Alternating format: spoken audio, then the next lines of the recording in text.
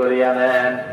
আয় আল্লাহ মেহেরবানি করে আল্লাহ আমাদের আত্মীয় স্বজন যারা দুনিয়া থেকে চলে গেছে আল্লাহ, আদম আলাইহিস সালাম থেকে পর্যন্ত গুরুজন চলে গেছে আল্লাহ। আয় আল্লাহ কিয়ামত পর্যন্ত এই পৃথিবী থেকে আর পৃথিবীতে ফিরে আসবেন আল্লাহ। আয় আল্লাহ সকলের কবর মোবারকে আল্লাহ সূরা ফাতিহা সূরা ইখলাস দরুদ শরীফ আল্লাহ ইস্তিগফার হাদিয়া সকলের রূহ মোবারকে পৌঁছাইয়া দেন।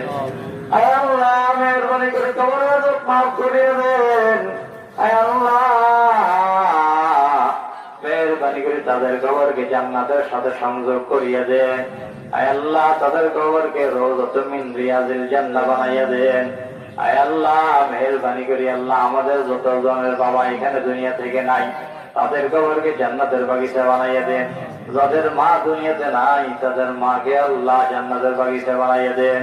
আয় আল্লাহ যাদের মা বাবা দুনিয়াতে জীবিত আছে আল্লাহ সকলের মা বাবাকে দীর্ঘ নেক হায়াত দান করেন। আয় আল্লাহ মেহেরবানি করে আল্লাহ